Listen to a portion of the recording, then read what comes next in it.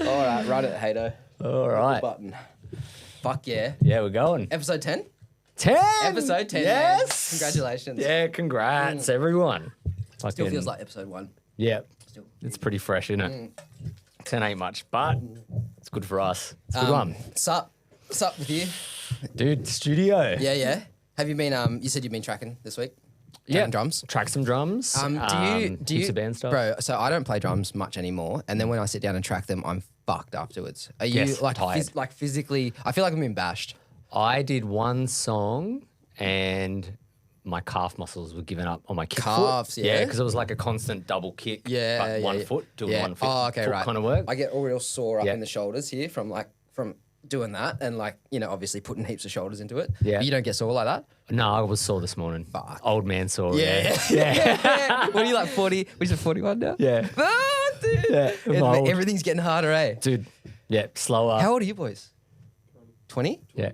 22? Yeah. Beautiful. We've got 2 interns in today. beautiful age. We've got the legendary Hato and we've got intern number 2, Eli, as well. Lovely So- city boys. Yep. Fucking oath, man. Hectic. Oh yeah. Tell me about so the drum session. What happened? The neighbours, the noise complaints. No. Are we going to do this in the second episode or are we doing this one in this one? We can do it in this one, I guess. Well, yeah, this is Yeah. like relevant to what you've been doing this week. Yeah. right? Yeah. So I had a. Oh yeah. We should probably do that. Yeah. All right. Yeah, so yeah. thank you to Tommirock, and thank you to Musos Corner. Yep. So tell me. Okay. So we finished up drum session yesterday Mm. and my missus brings in this letter. I'm like, what's this? And then she goes, I wasn't sure whether to give you this or not. Oh fuck! Did she wait until your day was over to give it to you? No, she came in and she was, Anyway, and then she was like, anyway, and I read it and I was like, So give us so what it was. What does it vaguely say? The letter was from my neighbour Yeah. who was unhappy with the drum recording. And With he your basically performance said, or just the volume? I think the snare in bar 16 was quite You're out of time, cunt. yeah. So what did it say? Yeah. What did it say specifically? So it said, I'm trying to get it in my head now. All I can see is red and rage. It was basically like, if you are going to have a recording studio from home, maybe you should revise your soundproofing. Oh no. Yeah. That sucks. That's fucking annoying Yeah, too. signed Yeah. neighbour's name. Did that make you a bit anxious because like potentially that could cause issues for you in the future? Yeah, so I was talking to Hato on the way here, and like there are challenges, obviously, being a home studio, and we obviously all worry about that. And like you've got to be respectful to your neighbours as well. You don't want to be pissing people off.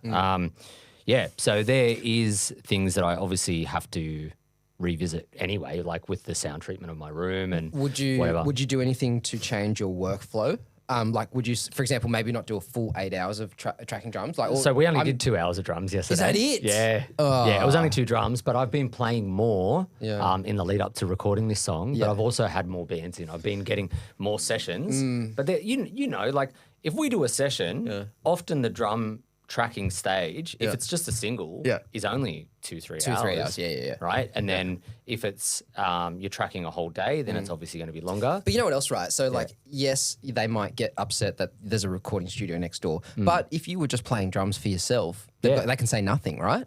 Right. Well, a noise complaint legally is they can make a complaint. But I mean, really, as it like, so you run like potentially, you're running a business in a residential environment. Yeah. That could cause issues. But if you were just a drummer playing drums, there's nothing they can do. I'd be playing, if I was just a drummer playing You'd be drums, playing longer. I'd be playing longer All and day. more often. Yeah, exactly. Yeah. I guess, that's just, it happens, right? Like, Yeah. And so like, it's one of those things where I'm going to have to go over and have a beer. Like I had a good relationship with this neighbour. Well, up until now, I didn't think we had a problem. Oh, so right. yeah. Damn. But he's retired, and Oh, that's what it is. Yeah, Bro, my nothing to do. dad's staying with me right now, and he is retired and he's got fucking nothing to do. Yep. So he just walks around my house paces.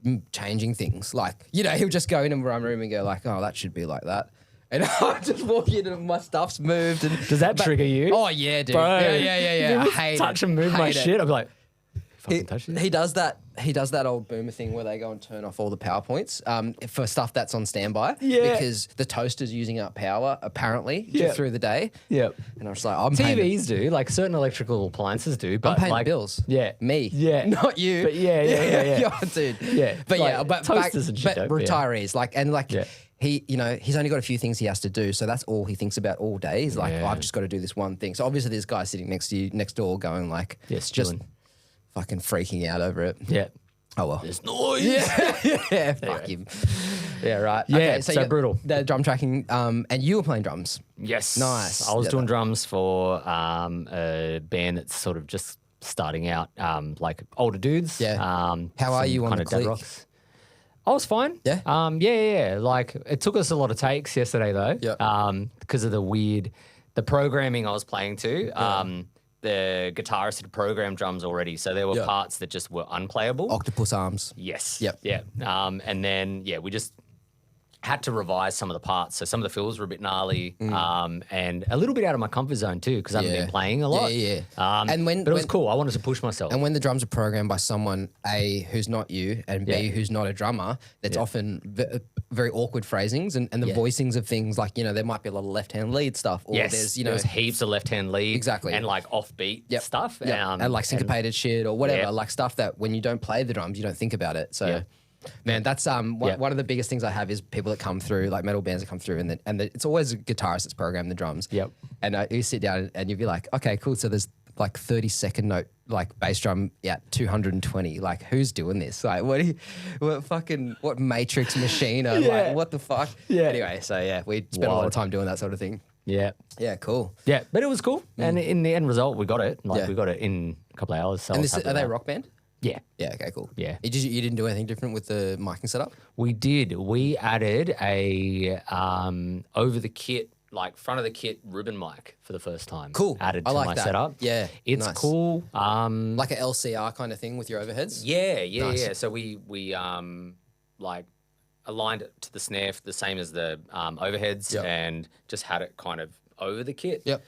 Cool. And it was like a excellent. 1-2-1 style ribbon, or Yeah, the RM5. That's the one I usually go to fill the middle because I like what it does. It fills the beef of the snare without really bringing the cymbals into it. Yes. I also like it behind the drummer's head. I want to try that as It's well. cool. Yeah. Yeah, I find that with the center overhead, I don't need it until I hear it in the mix, and then I'm like, oh, now I want it. in Yeah. there. You know what I mean? Like Yep. if I mic a kit and I have a left and right overheads, it's usually fine how it is. But then I add the third one in there, I'm like, oh, that's really nice. Yeah, it was my first time doing it. I've seen a lot of people. I've seen you doing it recently, obviously, and a few other people that we know. And I was like, I've got to give that a crack, and we were chatting about it. And it was sick. It's definitely a worthwhile addition to the mic. It'll stay. It'll be one that I do. Yeah, I've been playing around. I used to have it in front of the kit. Yeah, like a okay. bit further away. Yeah, kind of like we did Like with a the close R88. room. Yeah, like a close mono room. Yep. And I didn't love it. And didn't Yeah. work in my space. Right. And it just wasn't a mic that I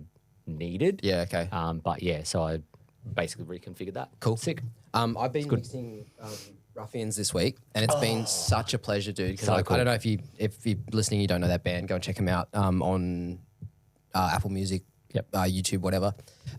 But this recording, I really wanted to go for like a very natural kind of feeling, like a no drum triggers, like all the things that I normally do, none of that. Yeah, wow. So I didn't try to edit less, and it just kind of make it feel natural, but make it still really punchy and really forward, kind of like MCR, like Welcome to the Black Parade, that kind of thing. Yeah, It's that's that band, right? Exactly. They are Everything's absolutely natural, that everything's band. like, but super punchy in your face. Yep.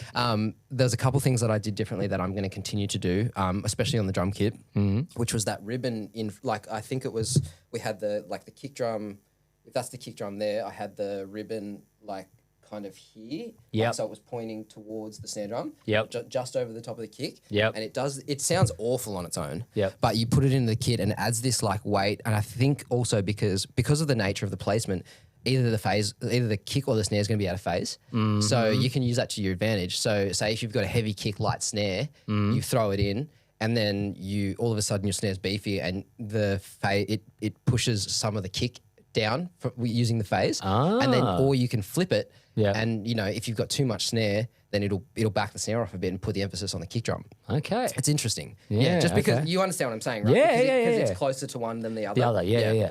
Absolutely. Yeah. I really liked that. The Sennheiser MKs on overheads are just beautiful. Oh, those new ones. Yeah, I forgot about those. So when I'm finished mixing it, hopefully next week I'll play some of it. If the boys will let me. Because dude, I'm really, really happy with it. I want to show you. Very cool. And it was a ribbon-heavy recording, right? Very. Because I just bought the Coles. Yep. So I had the R88 Coles, and then a nude ribbon as the reverb mic in the garage. Yeah, So cool. it was like more than 50% ribbons. So when he says nude ribbon, he means the company Nude Microphones. Yeah. Yes. If They're people don't know who the they are, company. Australian company, shout out to Nude Ribbons. They do some really good ones. What else? Oh, and I used the 121s on the Hats and Ride too. So the whole kit. Remember we talked about this last week. So the whole kit is really like pillowy is the best way to describe it. Yeah. Yeah. And you said you used ribbons on brass as well. Yeah, ribbons on brass. I even used the R88 to do some backing vocals, which is really cool. Hectic. In stereo? No, just in mono, just using one of the ribbons. But you know how ribbons take EQ too. Yes. So you can just go nuts on it, which is like lovely. Yep. Yeah, that is the thing. And so for people that don't know this, one of the benefits, like number one, people assume that ribbons are all dark, which we've talked about before. They're not always dark, but they can be darker than overhyped condensers. Yeah. I think in the context of microphones, they are dark. Yeah, they're darker maybe, but the benefit of them is they take EQ and like shelving EQs really well, and you can boost the shit out of a shelf on them. Yeah. Like pool techie style stuff or whatever. I think they take distortion really well too. Like saturation's really nice on it. So yeah, they're cool. They're cool. They're definitely become one of my favorite mics. Should we get into the guts of today's episode? Yeah, let's do it. So you want to explain what we're doing and the reasoning behind it? Yeah, cool. So this week we're going to take everyone through our studio setups. Yep. Walkthrough of both of our rooms. Both of our studios. Yeah. And the reason being, I've gone through a transformation. Yeah, dude. I had a revelation. Goddamn, a revelation and a transformation. Of my studio space, and it has changed everything in the way I mix because it just sounds better. How did this all start? Where do we? Oh no, because you've been chasing low end problems for 4 months. Yeah. Because I've been working more in the space, you start to know that there are problems, and you notice problems consistently across mixes. And I knew that there was something low end in the low mids that you'd described before in my mixes and even in my room when you'd been in there. You called it, and I've been trying to chase that down, and it was. An interesting one. It was 2 things. It was the speaker placement to the wall because my monitors are rear-ported. So they suffer more from being close to a wall if there's issues there. So there was build-up behind them. Yep. Right, okay. And then there was also just my massive desk that I had. Yep. Massive wooden desk was causing a resonance. SC208, is that what 207s. 207, SC207. Yep. I'm just pulling up Mitch's monitors now so we can get an idea of what he's talking about. Yeah, so the engineer behind the Atom A7Xs left Atom, created a company called Eve, the German humour. Yeah. They're great. They're great speakers. And they're like a 6.5-inch woofer. Yeah, I think it's like the ideal size for a near field monitor. Yeah. And for the size of my room, they're excellent speaker, and just a lot flatter than the Atoms. The Atoms are very scooped in the mids. Yeah. These are much flatter. Man, I had the Atoms for years. I started on I didn't start on them, but I had the A8Xs for a while. A lot of those Atoms are really scooped. Dude, I thought they were good, and then I went from these ones here, and then I went to the Atom S2.5A, which were borrowed off a friend. Yeah. These are worth like $2.5 each, like about $2,500 each. Yep. And they're fine. Like I don't know, man. Like you said, they were really scooped. Something about this particular ribbon tweeter, I found the high end to be really subdued and like really, like my current monitors now, the high end feels like it's here, but these felt like it was back there. Yeah, interesting. I found it really hard to judge, particularly bright sounds. And so my mixes would always come out kind of harsh in the top end because I couldn't hear it. Yeah. Whereas now I'm on the ATCs, they're the most revealing in the top end that I've ever dealt with. Yeah, cool. So going from these to those, massive upgrade. But anyway, so keep going with what you're saying about the problems you were having with your monitoring. Yeah, so it was in the low mids, like around 100 150, 200 hertz. Yep. We had like a big build up. Yep. A big build up and then a big null. Yep. That needed to be like sorted. Yep. But it was mainly this big boosted frequency, and I treated the walls as best I could, and then like on the internal walls, not there's heaps of acoustic treatment in my room, which we'll see. Yep. But then the problem was still there, and I had a sneaking suspicion that the desk was part of the problem as well. Right. So, and when you say desk, you don't mean I mean my mixing console. You mean the mixing console? Oh, sorry. No. Sorry. The desk on which my mixing console sits. Sorry. Yeah. I'm confusing myself. Yeah. And Yep. sorry. Yeah. So my actual physical wooden desk that I built was potentially an issue. So we were servicing the console. The reason why I'm messing myself up. Yep. We were doing a service, and we unplugged everything. Yep. And we had to fix a couple of things on the desk.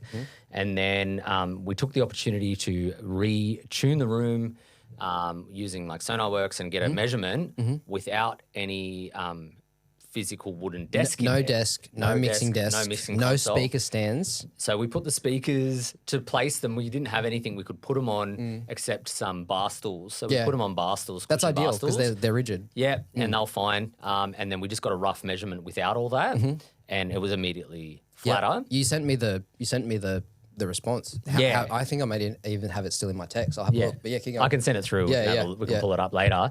But basically, we went from almost a 9 dB boost in this particular frequency range, which is drastic. And SonarWorks cannot deal with that amount of boost in those frequency ranges. It can't, right. It just doesn't. It just scoops them too much. It just doesn't work.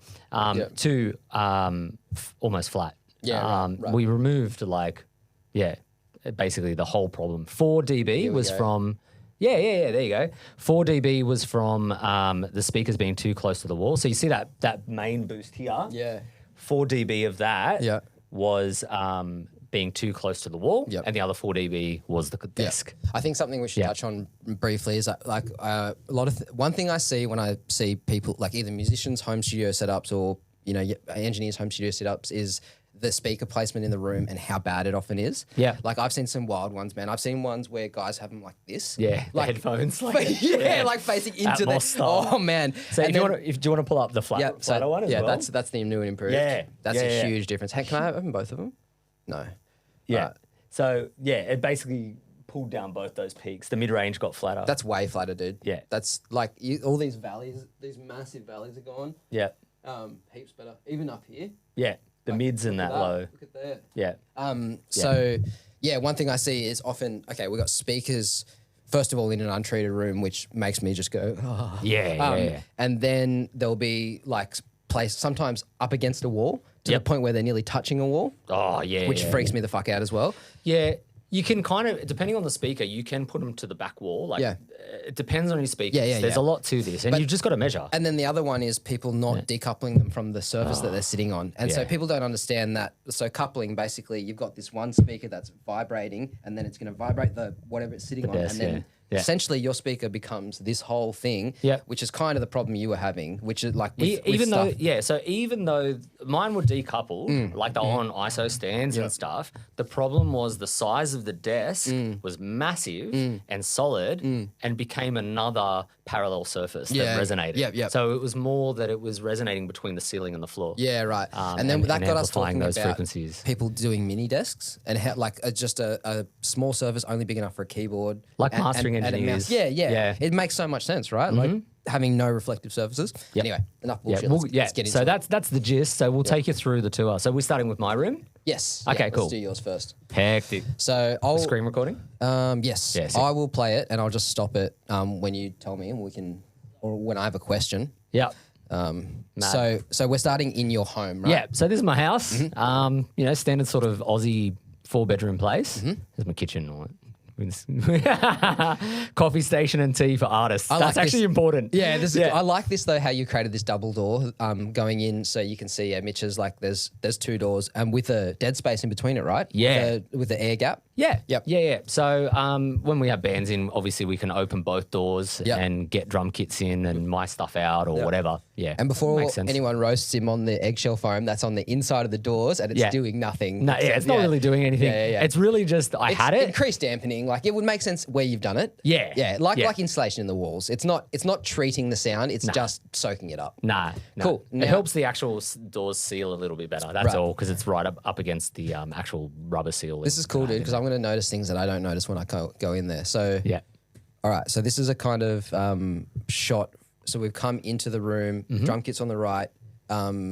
Control area is on the left. Yep. And you've got the 2 screens and the treatment above.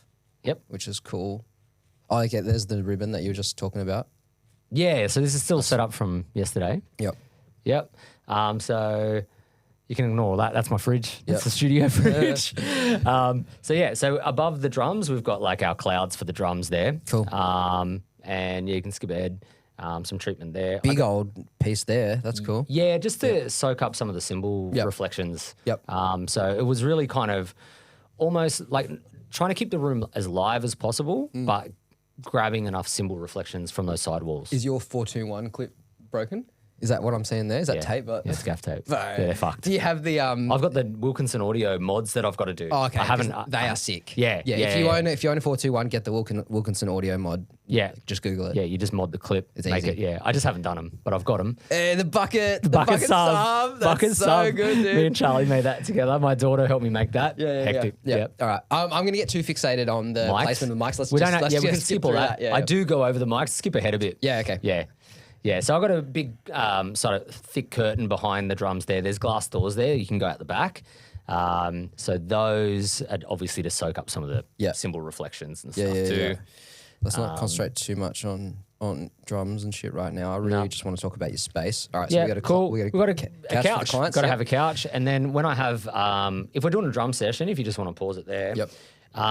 Obviously, we have drums and we have couches and we can fit everyone in. It gets cozy. Yeah, fuck yeah. Yeah. But when we're doing everything else, guitars, vocals, drum kit goes out and another couch goes in there. What are your thoughts on like the amount of people that should be in the room at a certain time? Because I'll give you mine. Yeah. I think it should be maybe the player plus maybe one other person. Yeah. I don't like, as I'm happy to have the whole band there. It's cool. And I know that everyone has a good time and it's important for some people. I think if we're talking about the product and getting the best recording possible, it should be the engineer, the player, and at most another person. Yeah, I'd agree. In my kind of setup, what tends to happen just by nature of it being a smaller room is people will go out for breaks and outside this door is like this massive like veranda balcony kind of area, and we always encourage bands to just make themselves at home and go chill out, have a cigarette, whatever they're going to do. So people go out and chill out and then it is cool having a secondary space. Like when I'm tracking, you'll see in a second, my room's next to where we are right now. I can have bands come in this room and like hang out and I think that's important. You definitely need like another area. So that's that. Cool. Here, let's get us over to. All right. So the JC60. Yeah, I've got a jazz chorus, Lovely. and then that gets some use. I've also got a Vox AC15 now as well. That cab that we can see there is a 2x12. The 2x12 has a greenback. A greenback, one greenback, and one vintage 30. Great combo. And basically, the point of that is because I get heaps of bands coming in with combos and their own amp heads, great amp heads, shit combos, full of bad speakers. And so I just go, chuck your head on my cab and use my cab. Cool. And then I've got both options. Sick. And those little, Vox little things we use for silent recording. Oh, cool. Yeah. So they're literally there just for when we track drums, but the band wants to play live. Yeah, right. We just run out of those. They just have like a, some bullshit amp thing that they can run off. So we just have some tones. Oh, so it's got inbuilt like amp sim? Is that what it is? Yeah. All right, cool. Yeah, and then and you just go out of those and we can do it silent. Yeah. Nice. And they can run their pedals. They take pedals really well. Yeah, okay, cool. Yeah, cool. And then you'll see as we scoot around, there's headphones everywhere. So I have like 5 pairs of headphones all around the room. Are they plugged in?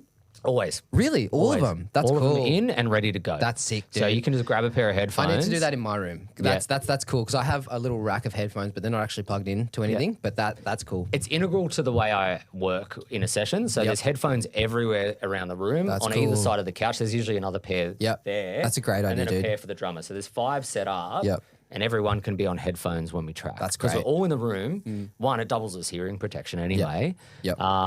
Especially when we track drums. Yep. But anyone at any time can just grab a pair of headphones and they're all labelled on top for which one they are. Cool. So they match up to the headphone amps. So is this the point where we start talking about your new desk setup? Yeah. Right, cool. So can we get a picture of what it looked like before? I don't have a picture on me. Maybe we can chuck one up later in post. Cool. All right. Yeah. So I had this big wooden desk that everything set on. It was just the footprint of it. It was it came out about that big around the outside of the mixing desk. Like it was that much bigger. Yeah. Right, about 20 centimeters. Big 30 centimeters old almost. desk. Yeah, it was massive. So it fit the console in. There was an inlay for the console to sit in there, and then there was space on either side. And the reason why I did that was to have space for the speakers to sit. When I film YouTube and stuff, there was places to put cameras and all my bits and pieces. Oh, it makes sense.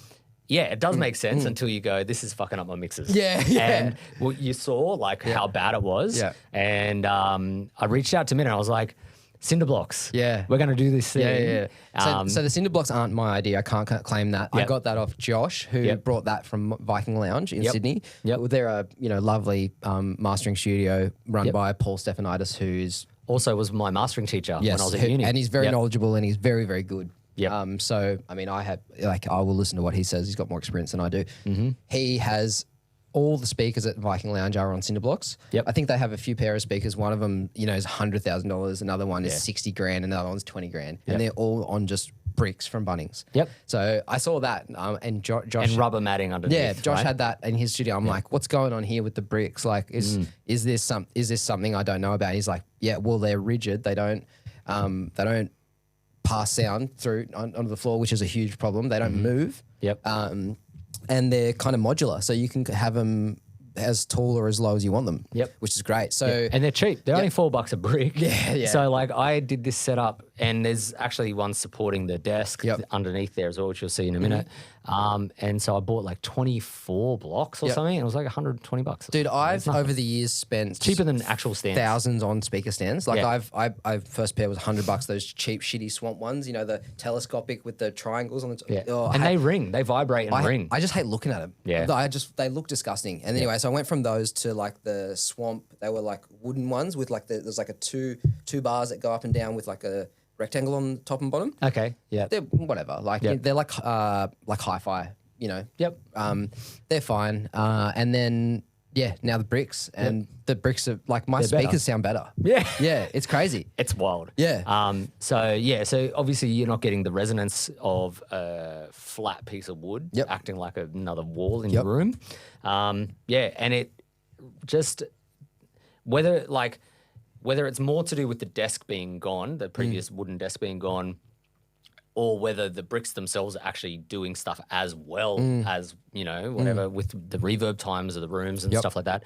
I don't care. Either way, everything sounds it's better. So much better. Yeah. It was like mixing with a new pair of ears. Wow. It changed my perspective. Everything that I was having issues with translation in the mix is now gone because of that change. Wow. Let's keep Huge. going. There's my console. Yep. So what's the console? It's the Allen & Heath GSR 24M. Yep. So motorized faders. I mainly use it at the moment for extra preamps and for really quick monitoring of headphones because you've got the faders there. It's very quick, very easy to pull up a headphone mix and work fast with artists because you have a fader there. Yep. There's no stuffing around with software controls. Mac Studio? M1? I got the M1. That was when they first came out. So I need to upgrade to one because I'm on the M1, just the normal M1, the mini. Yeah. Not the studio. I need one of these. The studio's sick. Still a beast. SSL bus comp in the Minx in the Minx enclosure. Yep. Killer unit, that Fucking thing. Unbelievable. Yeah, so good. So good. Can't live without it. No. Skip ahead a bit, then we'll go to the patch bay. Yep. All right, here we are. Oh, I was just showing the bricks. Yep, there. cool. My sexy bricks. Yep, nice. How many bricks you got, bro? How many bricks does your studio have? And so you've got the little desk to hold. Oh, yeah. So then, and I should just mention that's the little Behringer headphone amps. Yep. Like Right, to all the... one day, I'm going to build some better quality headphone amps. Yep. There's really good DIY ones you can do from DIY. But I mean, for the purposes of what you're doing, that's fine. Fine. Yeah. For artists, it's fine. Yep. Yeah, yeah. So that's just the headphone amps. That's just a closer shot of the console. Cool. Yeah. We're going to mod that bad boy soon. Yeah? What are you going to do? We're going to mod the EQs. How? With capacitors or? Yeah, we're going to do a bunch of shit. Cool. Yeah. That's my interface there. That's the Quantum, Quantum 4848. So it's 48 IO or up to, it really does 32 and then 48 through 8 What do you run at? You 2448? Yeah. Cool. So the 48 though is 48 IO channels. Yeah, I know, but I'm asking, you run 2448? Yeah. Man, I saw some people arguing online about like 96K and all this sort of shit and like... Enjoy more hard drives. Yeah, exactly. That you just pay for more hard drives. Basically what everyone was saying, like, cool, more storage space and that's it. Yeah. Look at that patch bay. So lots of 1/4-inch patch bays. Wow. 1/4-inch because it's cheaper. I didn't have the budget to go Dude, only TTS. Like only massive studios use TTS. Yeah. Only studios with huge budgets. So The benefit is you can get more in. Obviously, yeah. So like I've had to configure how everything's. But then you've got to run labeled. everything off TTS. You can't use regular TRS cable. Like, there's so many reasons why you'd argue. There's for pros TRS. and cons. Yeah. I don't care. It does the job. Yep. Everything goes in and out of that patch bay. So the mics are normal to the desk. Yep. Which the interns have been learning. Sick. It's Sick. basic stuff. Yep. Cool. All right. If you want to pause there. We've got basically rack number 1. Yeah. We've got some DBX 163s. They're like that vintage. So tell us about these because not many people. I get asked about them a lot. Well, people know about the 160A and X, which is like they're very popular in the live scene. They're quite. Would you call them transparent? Like they're more. They're a VCA compressor. Right? They're a VCA compressor. Yeah. They slap is how I would describe them. Yeah, They're trying to yeah. be like the 160 VU. Yeah, right. But, but they really can different thing. enhance the transient, right? Yeah, they're a funny compressor that actually accentuates the transient. Yeah, so right. it's almost like they expand the transient in a way and actually make it snappier than it was before. It's to do with the attack and release I used to have a time. pair of the X's. I owned them when I was pretty young, and I don't think I knew what I was doing with them. Yeah, I want to I like them. I can see I've stopped using them for a minute, but I'm going to go back to them and start playing around with them again. I want to mod those as well at some point. What do they sound like? 163. Yeah. So all of the DBX stuff I would call punchy, like a VCA is, right? Yeah. VCAs are punchy, right? Yeah. The 163 is a real cool. I like them for either lo-fi sounding bass. Yeah. They can be really cool on. They are very kind of lo-fi. Yeah. I wouldn't. The vibe I get from the one. 6Xs as well. Yeah. 160? No. What the big ones? What are the big VU ones? Yeah. 160 VU. Yeah. That's the vibe I get from those. Yeah, two. it's kind of got this lo-fi, like dirty kind of sound to it. Yeah, and they're just a slider. I like the it's- slider. That's cool. It's just you push it in and it's more compression. That's So it. there's no attack ratio release, nothing. It's all program dependent. So it all is this RMS detection thing that they have, that they pioneered, and it's very clever. Does it and work? Yeah, Yeah? it's sick. It's more like a smoother opto kind of compression, Sure. but a VCA, so punchiness of a VCA. Okay, right. And what I use them for mostly is if I'm doing voice stuff on YouTube or live streaming, they're just handy because you just done. yeah. You can't fuck them up. Yeah, sick. And Nice. it's just like there's no fuss. Sometimes less is more in that situation. They're perfect for that application. The big boys, Yep. the distressers. I mean, what are you going to say about those? We've talked about them already. Fucking love them. You've got the AL8Xs. Do you use the X function? I have tried it on a couple of things, like you mean the Brit mode and stuff like that. Yeah. I've tried it. Yeah. I don't love it. Yeah, same. I It bought doesn't them. do. To me, it does something different still. Yeah, I It's not bought what the them because I 1176 wanted does. the best 11.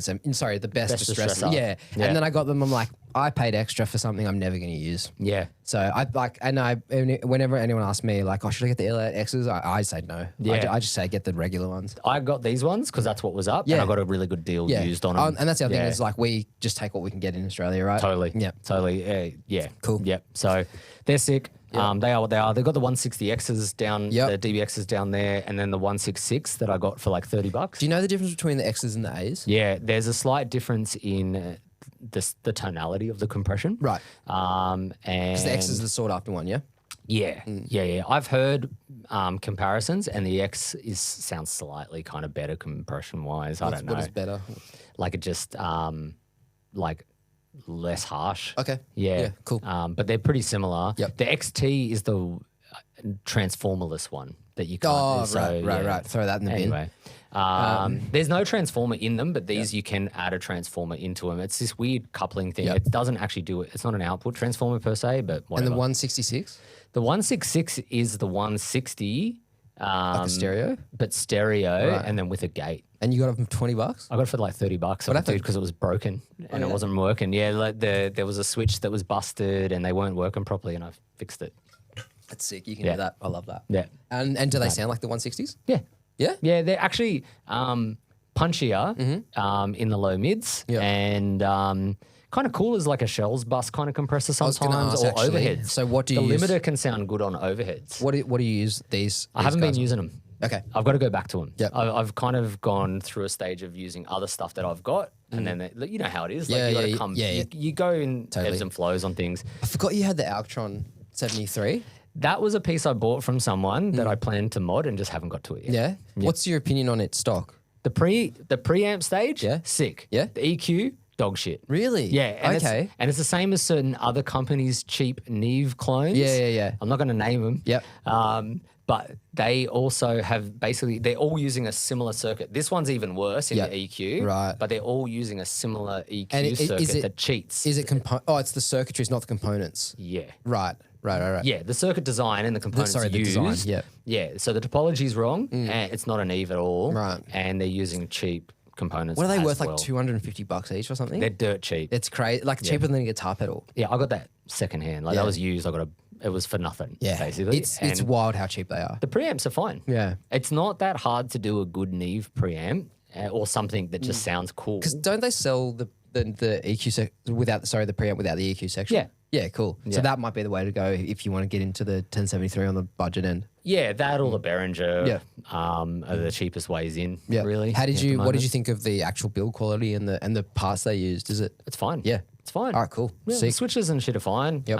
It's just the EQ is not what it's supposed to be. Yeah. At all. It's not even close. Man, looking at your rack, I can tell you came from the live world just because of how much DBX is in there. Yeah, so these I actually had in my live rack. Yeah. Right? So the bottom DBX 266s, Yeah. don't ever use those guys. Don't mix with them.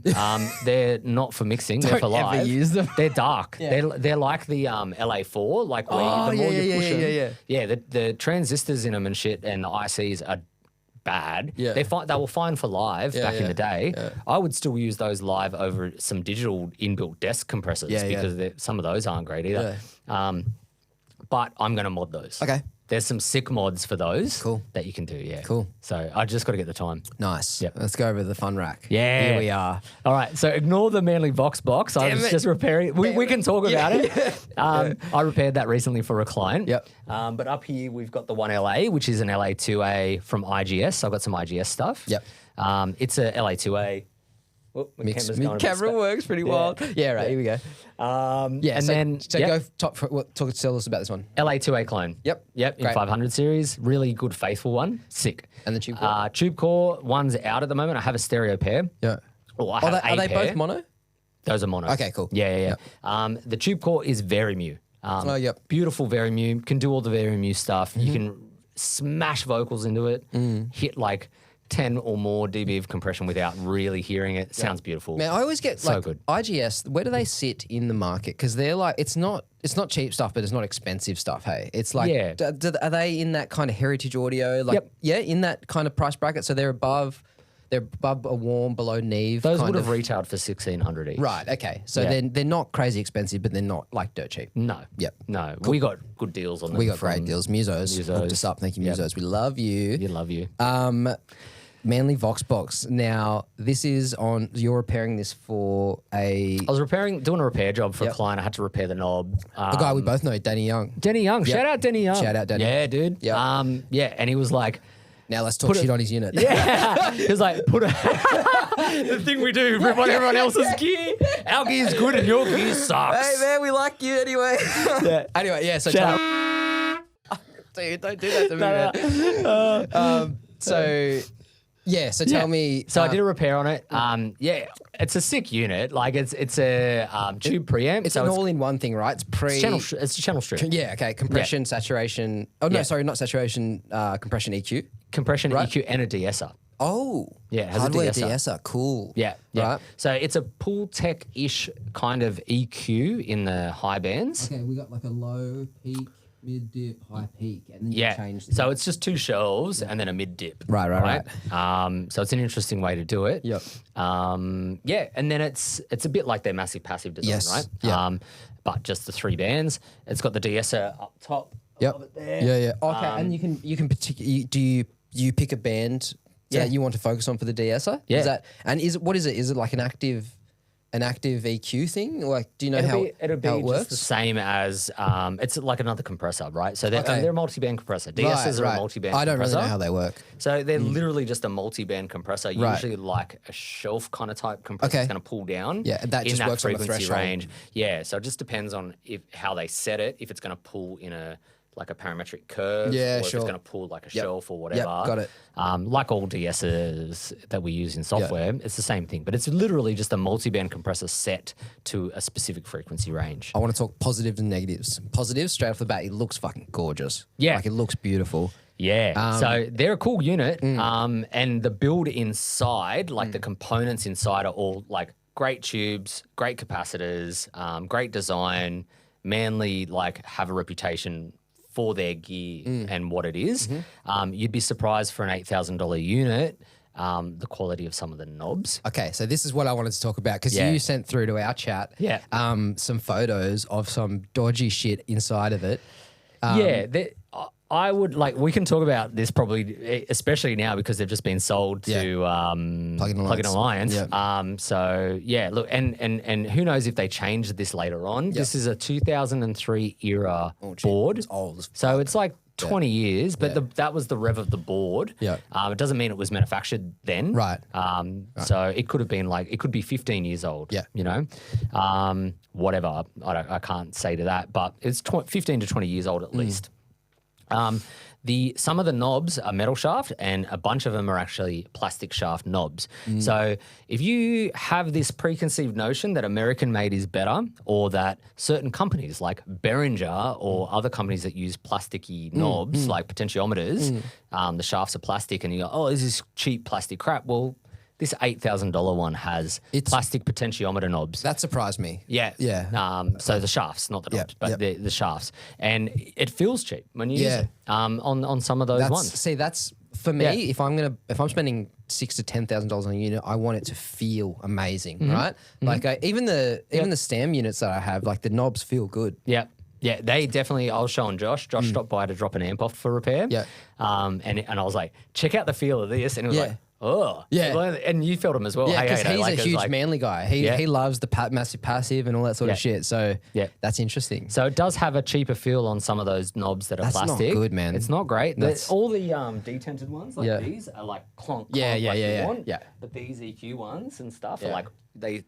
There's no when you get a knob that has a bit of a slow throw to it, and you can feel it and dial it in. Yep. These are like it feels like paper almost. And it's because they're plastic. I think my favorite knobs. Yeah. Here we go. This is so nerdy. Are on the thermionic culture stuff.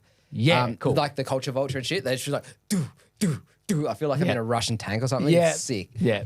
Love that. All right, let's move on. So some of them are good, but Pass the Vox box. Yeah, cool.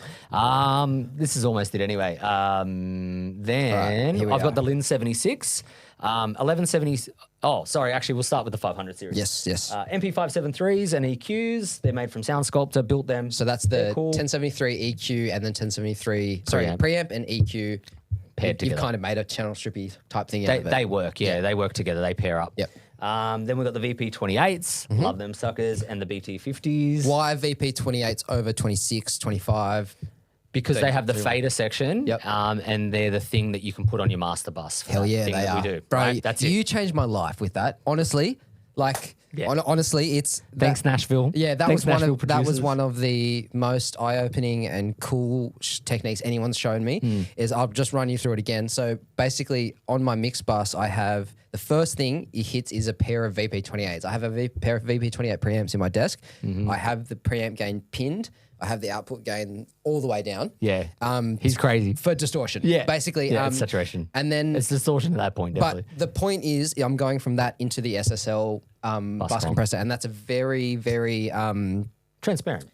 The word I'm trying, like a purposeful move, right? Yeah. It's because, can you explain it? Yeah. So in an SSL console, part of the sound is the master fader hits the transformer and op amp stage and then hits the bus compressor, right? So in the console itself, part of the sound of the G bus that everyone loves is what happens on the master fader before it gets there. Yes. So what you're trying to do is add that transformer saturation and op amp stage to then get that character that's really then hitting the bus comp. And for anyone that didn't understand that, because I'm barely hanging in there when it comes to Mitch's shit, basically you're adding a stage of a distortion before the bus compressor. Yeah, or depending on how hard you drive it. Like it can just be mild saturation. Yeah, totally. But what it does, it tone shapes, right? It takes the emphasis off the low end, puts it into the high mids, so you get more intelligibility, you get more high end, which everyone likes. It makes things sound crunchier and more clear. Yeah. Which I really like. I put a few people onto it. I don't see myself ever not doing it. Yeah. I've tried a few times not doing it just to be like, I wonder. And I don't like it. Yeah, it puts so much emphasis on the kick drum, not having these in front of the SSL bus comp. Yeah. And you end up with this like kind of feeling to SSL bus comps are always so grabby in that kick range. And while it is cool, it can be too much. Over the top. All right. BT50s. BT50s. Cappy BT50 EQs. Sick EQs. So they are copies of the API 550A. 550A. Right. Yep. Sometimes I cop flack online from API like Lords. fanboys. Yeah, yep. Saying, they're not real APIs. And my response is always, they're not. Yeah, they're better. No one's they're better. No one's saying like that you're trying to recreate the exact API. Just for anyone out there that doesn't know, the Cappy stuff, some of the design was helped along by information from Paul Wolf. Jeff Steiger, who owns Cappy, is mates with Paul Wolf, who owned API, and he gave insider information to the original designs, to the owner of Cappy. And API have cheaped out at different points in the build quality of their gear. So Cappy is generally, in the people that know, are the better version of an API. A lot of people say they prefer Cappy over Talk API. to anyone in the Nashville studio scene, you'll see Cappy in all the major studios. And so those EQs, if I was to walk into your studio and steal two things, I'm going for those first. Yeah, and I'll cry. I want those. Cool. What's that? Cool. That's an SSL 4K preamp with the filter section of an SSL. Oh, okay. Who's that by? That is by Link Audio Design. Cool. So I haven't done a video on that yet because I haven't built the second one. I've been meaning to for like 2 years. And it's got the SSL filters in it. Yes, and they're my favorite filters of all time. Well, they're everyone's favorite filters. They're fucking unbelievably good. For anyone that doesn't know, SSL filters are really popular because mainly due to the shape of the curve, right? The shape of the They curve have and the transparency of it. An 18 dB slope, which is, I think most people argue, is the most usable. You know, it's not as soft as a 6, it's not as crazy as a 24.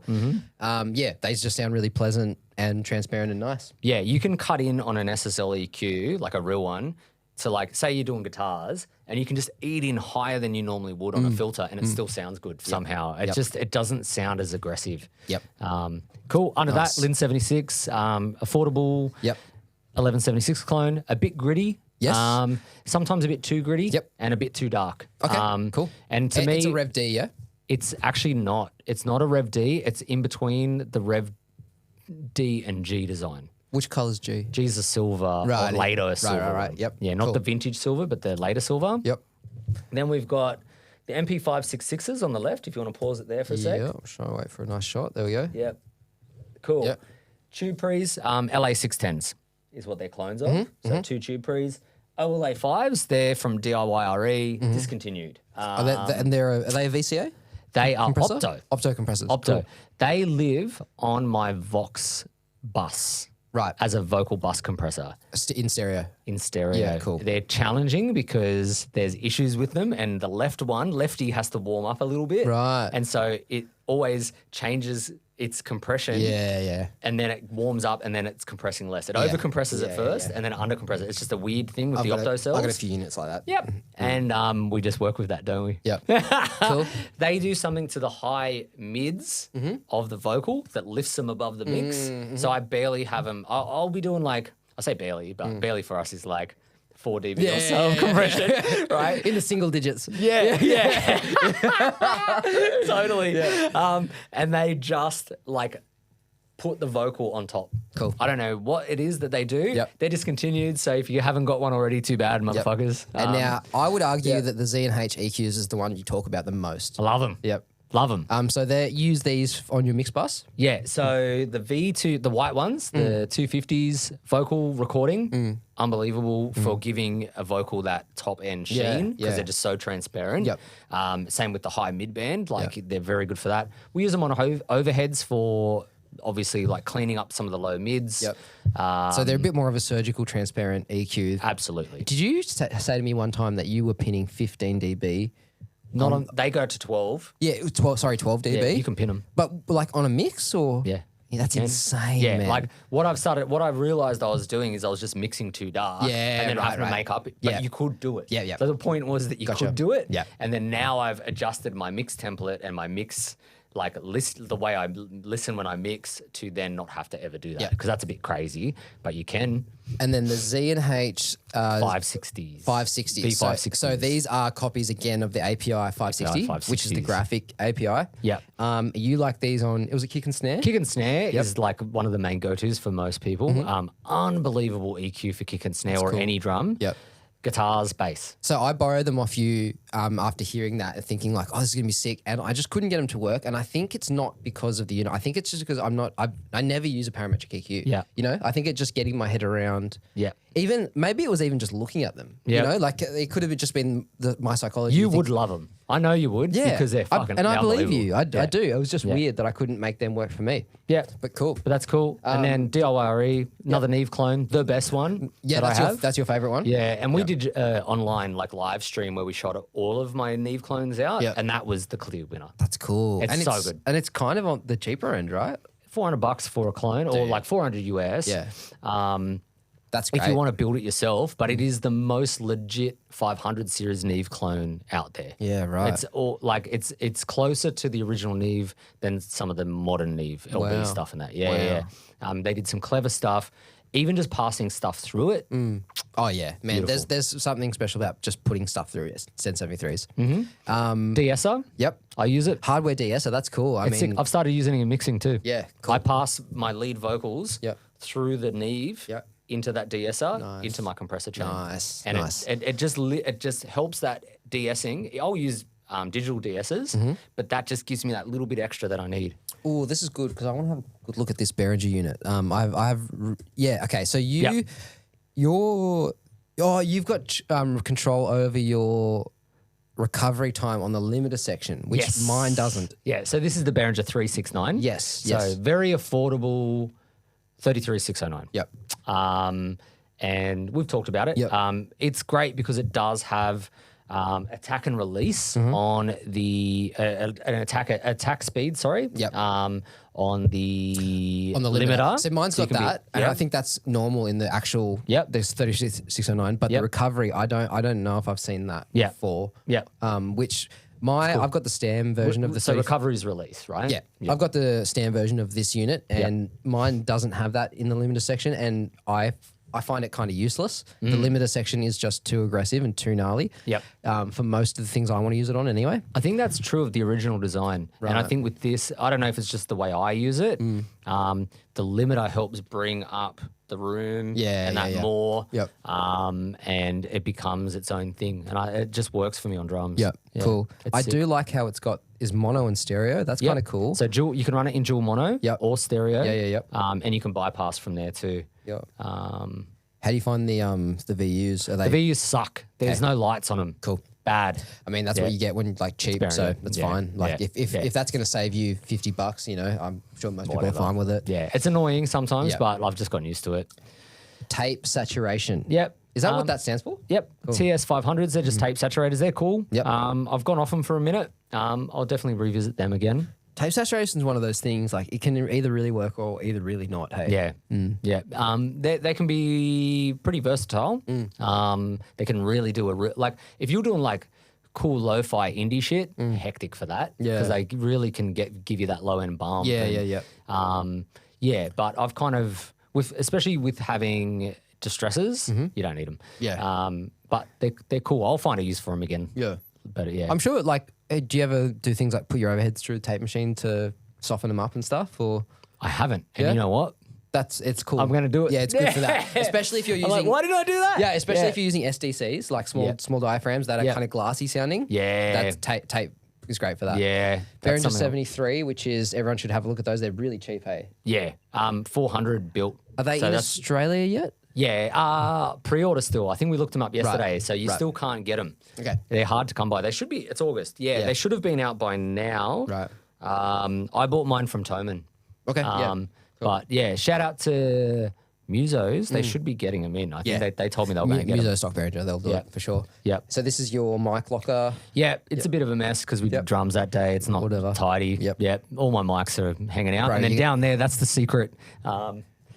Down on that third shelf, that's all the shit I got to build still. Nice. Yeah, so some cappies. What's the in cappy? there. What's that one? I got VP25s and VP26s, that's right. a pair of each. Yep, cool. Still to build. I've got one more SSL. I got a bunch of pre's. Man, you're gonna have so many like pre's. Arguably too many pre's. Fuck off. No. Wrong, Mitta. If you're tracking drums, how many excellent pre's would you want? 20. Yeah. Minimum. Yeah. So that'll put me up to... I can't even remember. Yeah, fair. I forget that. That'll give me at least 16 outboard pre. Using the desk for a lot of like stuff. So, yeah. Cool. So that'll give me... And then this is the last thing. Yep. So there's my screen setup. I run the big screen for faders. Yep. And input monitoring when I'm recording because I can sit back at my drum kit if I'm on my own and basically see... what's going on. Right. So that's what the big screen is for. Yep. So it's more for me. Yep. And then it's actually really helpful when you just have a mix going on up there. Yep. And then the other one is the small ones for editing. Cool. Now this is my new desk setup. I like this, dude. This is sick. Yeah, the tiny desk. Is that like a laptop desk or something? You know, one of those things that move and... Yeah. So you can adjust it. It can be a standing desk and you can adjust it to have also a laptop really cool. thing. Yeah. So it can actually function as a standing desk. That's cool. If you just want to pause it there.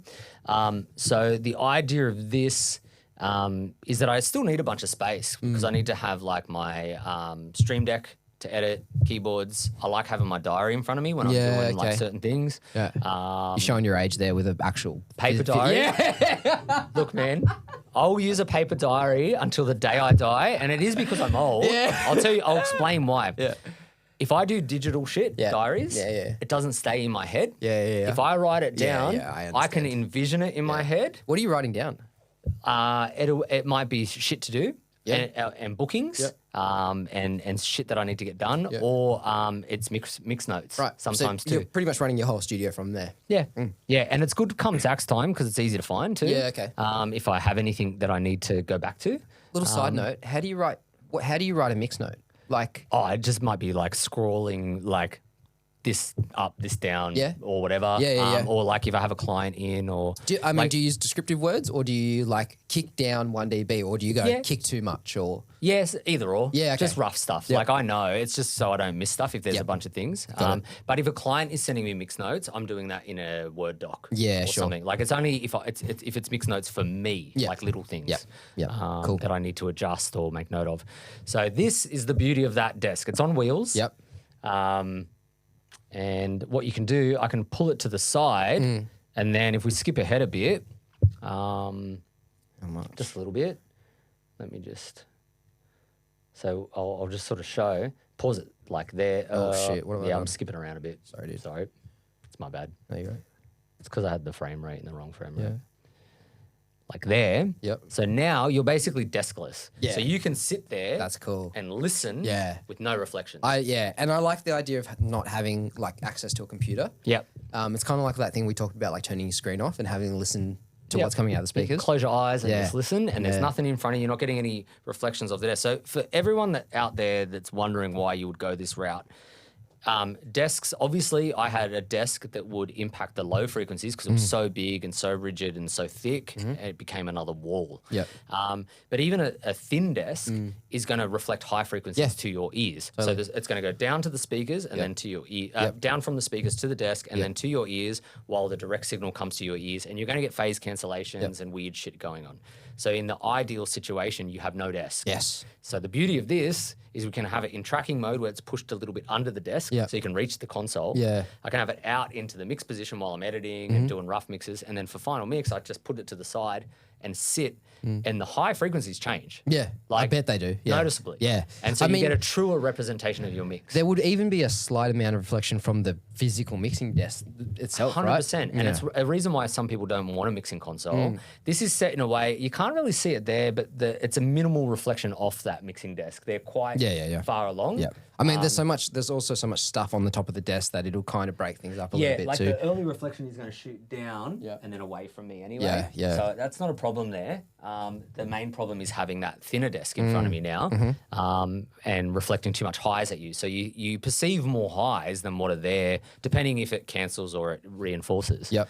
Nice. So for me, it reinforces, so I get more highs as soon as I move that desk away. Yeah. Now I'm in mastering mode. So it's really cool. I can be in like tracking, mixing, or mastering mode. That's so cool, with this dude. simple desk change. And it's changed everything. Yeah. Like the sound is number one. Yeah, yeah. Like I'm mixing better. Yeah. Mindset is important though. Yeah. Like having different like things for different states of mind, I think is important. It actually helps. Yeah. Because it's like now I'm in mastering, I'm focusing on this thing. Yep. I've got a few little things that I do in mine. Oh, is that it? Should we get on to mine now? Yeah, Right, hell cool, yeah. Cool. Show me yours, bro. Okay, dude. Yeah, I showed you mine. All right. Yeah. So I did a similar walkthrough. So this is as you walk into our studio, you'll. Mitta set it up so good. It's fucking so good. Oh, we're a production house in here, man. I can't do bad video. Yeah. So you go upstairs to the video department. The video boys have 1, 2, 3, 4 rooms upstairs. Yep. You go left into my space, and then you can keep going and go left into the podcast space, which is where we are right now. Hell yeah. So Tommirock. yeah, I tried. I didn't know what was too much and what was not enough of this. You know, like showing. Yeah. So I kind of showed everything, but we'll just skip through the unimportant shit. Yep.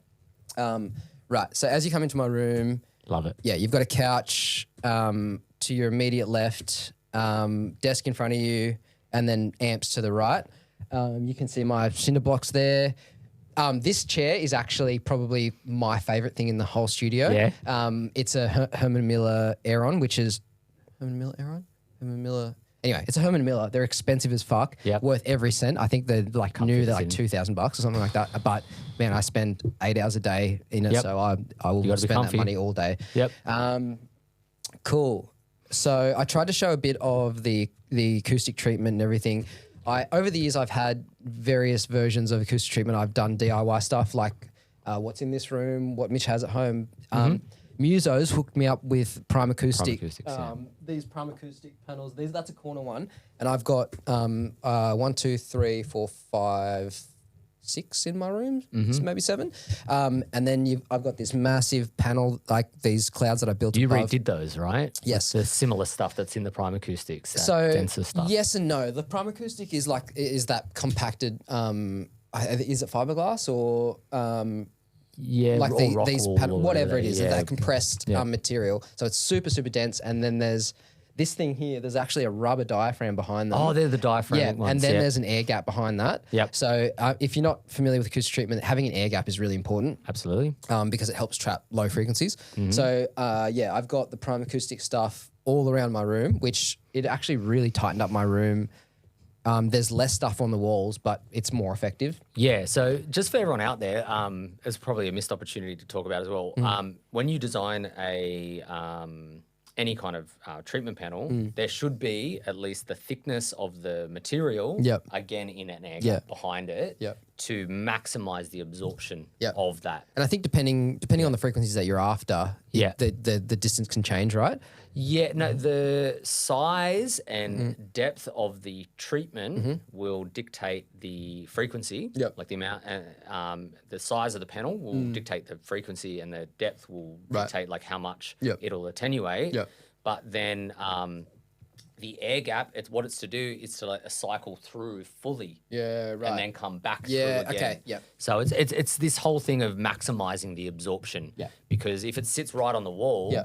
it just goes in and out. Yeah, of course. Kind of thing. Yep, that makes sense. And it's coupled Yep. as well. But Right. the air gap helps the absorption Yep. actually work more Cool. efficiently. Yeah. All right. So yeah, they have that's an important the thing. membrane and the air gap behind it. Yep. I don't know if it's going to go back to the ceiling. So my clouds on the ceiling, I used to have just like regular old rock wool. Mm-hmm. I replaced that recently with a thing called Bradford Supertel. So that's what I've been telling everyone to get. It's incredibly dense. It's for like commercial spaces. They use it. It's usually for ceilings. It can come in a sheet on its own, or with like a plastic or like a metallic covering on one side. Yeah. Get it without that one. Get it Yeah. just the plain one that comes in bags of 2, and it's huge. It's like the size of a mattress. It's like massive. But the density and it's much higher density than anything you get off the shelves at like Bunnings or whatever. Okay. And I'm keen to see what the absorption it's really good. I got this stuff because Josh got it because he was building a mastering suite, and that's what the densest stuff he could buy. Yeah, basically. wow. And that made a huge difference. All right, I think I kind of just went through the rack left to right. Yep, just a couch for clients. Got to have a couch. Yeah, got to. It's got to be comfy. Yep. All right, I think we move over to, let's just skip forward and we'll go. There's my Stream Deck. If you haven't, we did an episode where we mentioned these. Get one. Just get one. Do you put photo like? Nah, your ones are hectic. Dude. Your ones are so Mine good. are always. I've got to. Mine are always. It's always sunny. Yep. Photos, which I find funny, but Don't you have Yeah, no, always. So, yeah. So good. There's Frank. Yeah, Frank. Yeah, so good. The uncle. Yeah, the hands. Yeah, dude. Fucking so funny. Anyway, Best. So I'll try and burn through this because there's a bit of it. So first unit is the SSL X-Rack. So X-Rack. This is the same as what Mitch has got his SSL unit in, just the bigger, it's like their 500 series version of that. Yep. I've got 2 VHD pre's with the SSL filters. I actually use those on mixers. Yeah. So I'll send my mixers through the preamps with the filters, or like if I've got a bus, like a cymbal bus or a guitar bus, use the filters, and then into the SSL EQ. That one there, I can't remember the model name. It's something boring, X7354, whatever. Yeah, kind of like a. They've got weird names in those X-Rack ones. It's like it's a kind of it's an E-series black, right? Yeah, There. yeah. I use it just as like a transparency kind of EQ if I want to do something surgical and I don't really want to hear the EQ. I just want to do the job. Mm-hmm. Cool. Use it on guitars and stuff, right? Yeah, I use it on mix a lot actually. Yeah, guitar, mix, Hectic. until I get cappies. That's what I'm using at the moment. Nice. So then this little rack here, I've kind of built it as a guitar recording station. I love this. Yeah. This is a great idea. So I've got preamps to record guitar if I want to, EQ if I want to do that. Beneath that, you've got the DI. I have the Rupert Neve DI, which is fantastic, worth every cent. What's that power? Is that for pedals? Yeah, so that's a Fender engine room, and it's the reason I got that one is because it's got a shitload of 9-volt things, and then it's got 12s and 18 18s? volts. Yeah, all of that sort of shit. sick. And the milliampage is higher than say a Boss power supply. Yep. So you can run bigger pedals. And I think it runs up to 500. It's either 500 or 1,000 milliamp. It's massive. Mad. That's a big deal. Yep. Then actually one of my favorite things is this little drawer where I keep like whatever pedals I'm using for that session. Yep. That's where they go. Nice. So I don't have to wonder where shit is. I just, that's my drawer. I usually everything's patched in there. So the guitarist will be straight into the DI, out of the DI into the pedals, out of the pedals into the amp, which I usually have sitting on top of that box. Yeah. That's clever. That's a good workflow choice. It's very good. I like having everything there. I don't want to. I have to do this Plug as my well. guitar in there and then go over to my amp, which is over there, and then I want it all right there. Yeah. So That's an excellent idea. yeah. So that was a really great addition. I was really happy with that. I got a friend who built me that rack. He also built the thing that the amps are sitting in, which you'll see in a second. Here's my little headphone station, which was just a little IKEA side disc. Yeah, this, and then I drilled holes through the metal and hung hooks in it so I can have the headphones sitting around it like a little headphone station. Yep, cool. Yeah, cool. Then we move around to the rack to my left. First thing is my talkback mic, which is just it's just a little cheap condenser. I chose is it supercardioid? Yep. Is that right? Because hyper is thin. Yep. So it's a supercardioid condenser, so it'll pick up everyone in the room. Cool. Yep. Nothing special there. It's sitting on a road arm, which is a fantastic piece of gear. Those road arms are so great. Yeah, I'm gonna have to get a talkback going. They're really good. Monitoring is done through the SPL2 control. Really nice unit I got through Musos. The reason I got that is because it can do headphones, multiple speaker setups, and it's got a really high voltage rail, so that it's got heaps of power. Yep. So like a lot of headphones amps are underpowered, Yes. or they color the sound too much. Yes. You'd be really surprised how much your monitor controller is affecting the sound of your speakers. Yeah. So we mentioned before that I'm using those cheap Behringer ones for the artist mix and stuff. So you don't want to mix on those if you can avoid it. Yep. So yeah, it will affect the sound. It will degrade the sound. Yep. So that's why I spent a lot of money on a nice monitoring system. Yep. It does a mono thing and a dim thing, which is it's cool. Typical. This is a Anamod ATS1, I think they're called. Yeah. What's the Anamod? Tape saturation? Yeah, tape saturation. Yeah. Dude, I'd never heard of this unit until I bought it. Yeah.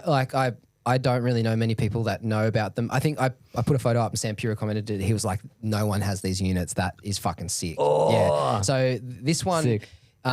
You drive it like a tape machine, like any tape unit that you've ever used. It's got 4 different machine types. Inside it, there's cards. You can buy cards and put different cards in it. Hey. So they come unloaded with no cards. They're super expensive. The unit's like $6,000 with unloaded. And then the cards are like $500 each. Whoa. So it's got like, it's like an $8,000 and $9,000 once you count in all the cards. Yep. Really expensive. Really, really lovely tape sound. Yeah, So cool. the different machine types obviously will give you a different flavor. You know, some of them are darker, some of them are richer, whatever. Yep. And then the tape formulation, I couldn't tell you what that is, but again, it just sounds different. Yep. Got different tape speeds. It's got the hiss on it, dude. Have you seen that, man? It's so crazy. Like, in what world would I want to do that? Like, can you think of a situation? We've talked about this before. Like if you want to create, only lo-fi I can't, stuff. And even then, it's like... I can't imagine when I'd want to hear like hiss on a... Yeah. Anyway. Just for a one-off effect. So this tone section here is probably the most important part. The biasing, you can go bias hot, bias cold, basically brighter or darker. That's how it comes out. Then there's a low frequency... it kind of acts like a low frequency shelf, so you can either boost or bring the lows down. Oh, nice! If and it then gets the a bit high too five, much. yeah, exactly. Yeah, nice. So that's how it is now. Is how I leave it all the time. Nice. So it's a slight low down, high up. Yeah. So we do it the same. Yeah, because I nice. find any tape saturator just adds too much bump. Yep. It'll bring the highs down. It'll bring the lows up. So I'm just counteracting that a little bit. Getting it a little flatter. Yep. Yeah. Then we have the retro stay level, which is a tube Viridian compressor. Yeah.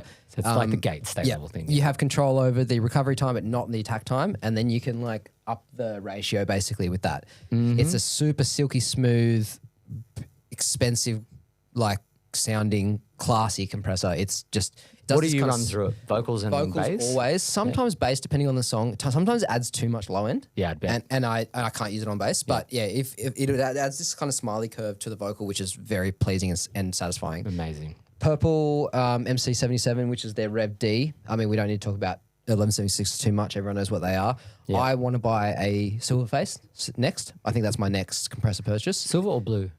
Blue, sorry. Blue. Yeah, blue face. Blue. Yeah. Because that one's nice. It's quite dark. Yeah, it's transparent, I found that one. You reckon? Yeah. Okay, cool. It's way more clean than other ones that I found. Right. Yeah, I've only owned this and the warm one. Obviously, this one smoked the warm one, but I'd like one that's a bit brighter. So yeah, blue face. Blue face and more distortion. Yep. And then we work our way down into the preamps. I used to have heaps of preamps. I sold a bunch of them when we moved to this new building because I don't have the facility to record drums like I used to, so I didn't need to have as many preamps. Yeah, so I that kind makes of sense. kept the ones I really liked, which was the Chandler TG2, lovely dark sounding preamp, quite mid focused. Yep. I also want to state I don't buy preamps that don't have output trims. Yes. Anymore. I used to We talked about this yesterday. Yeah. So I was explaining to the interns about the API 312. Worst. I sold them. I had a pair sitting in the rack where that empty, and I got rid of them because You need output trim. Yeah, I can't believe it's something that they don't put on every preamp. It's crazy. Yep. Anyway, Great River preamps, which are their Neve 1073 clone. They're the darkest preamps I've ever heard. I don't particularly like the sound of them. I keep them because if you've got a really, really bright source, they're great. Yeah. If you really need to darken something down, they're really good. Very cool. I find generally they're too dark. Then it moves on to the JLMs. I have another pair of JLMs that sit in there that are in a case at the moment because I like taking them with me to places because they just sound so good. Another Neve clone, right? Neve clones, yep. Love. So you have 4 of those. I have 4, yep. Yeah. I had another 4 and I sold them because I just didn't need that many. And next to that is the VP 26s, which are... Yeah, that's the older version of the Cappies. That's what Cappies used to look like. Right, okay, cool. They're cool. I prefer the 28s, but they're cool too. I've got the same patch bays that Mitch has. We don't really need to talk about that. Oh, actually, I can just touch briefly on what's happening in the patch bay. So yeah, do you have anything normal or not is everything? Yeah, actually, yeah, it is normal. So I don't have to patch them in if I don't want to. But you can see on the top is the room out. That's this room. So that right behind you, there's that patch bay. Yep. That goes to my patch bay in my room. Nice. Then So it comes you can out. record stuff. Yeah, to the preamps, pre's in, pre out, AD. Pretty So self-explanatory. funny. You know how I read this? What? GR and then the V? I was like, gravy. Okay, dude. My stupid brain. I just read gravy there. Yeah, so this is the good. gravy box. Yeah. I've got a Furman on the bottom. I'm pretty sure they're snake oil. I wouldn't rush out and buy one of those units. Yeah, I also feel that way about Furman power conditioners. I if think your power is fucked in your room, you need an electrician. I bought them because I had dirty power and I thought it would fix it. It didn't. So I wouldn't bother. I think it might decouple and fix certain issues, but it's not going to fix everything. No. Yeah. I like them because I have a single power switch for all the units now. Yeah, that's cool. That's cool. But That's cool. Monitors are ATC, ATM, ATC 20SC. Fuck, they got some big, long, dumb name. Yep. Anyway, they're an ATC 6-inch monitor. 6-inch? Yeah. 6. Yeah. They're not 8s. They're 6s. Best thing I ever did for my studio was buy these speakers. I don't care how much they cost. I don't care. You could probably take half the stuff out of my rack. Please just leave my speakers. Yeah. Like I can survive with just those. Yeah. Some knickknacks around. Very cool. What do we got up here? So the SPL Transient Designer. I need to lend this to you because it's fucking sick. Don't. Yeah. Don't. Dude, I want it. these units sell pretty cheap. Like you can find them in Australia at least for about $1,000 for a 4-channel, which is $250 a channel. Is great. Yeah, it's and pretty cool. there's no Transient Designer that I've used software wise that comes close. Yeah, cool. And because they're transformers, they got transformers in them, so they're just dense. You know, they sound classy. They don't. You know how like with plugins you can turn them like maybe all the way up, all the way down, and it gets to a certain point where it just sounds fucked. Yeah. They don't do that. Yeah, They wow. like it all the way. Like you can go crazy with it, and they're fantastic. I almost want to buy another one of them. Yeah, wow. That was a Sampura Steel too. I saw him and Will Putney use those, and I bought one, and I never looked back. Cool. Couple pre's in the rack just in case I need to record some guitars. That's my favorite preamp at the moment is the Chandler Germanium pre. For Guitars, drums, things like that. Things that you need like beefy. I fucking love. There's no pre's like that. Nothing sounds like that. I definitely want to get a pair of them. I need to get another one of those. There's the VP 28s, which I mentioned earlier. That's the settings I run them on. Pinned. Yeah, crazy. insane. So the JLM, his version of the LA3, which is called the fuck this mic, man, it keeps stinging me. Here. Yeah, LA 500. It's an LA3 clone. Those are the settings I was running on: 3:1, 100 hertz with the high pass filter, which is cool to have on a unit like this. Absolutely. I like to compress somewhere between 3 and 5 dB on a guitar.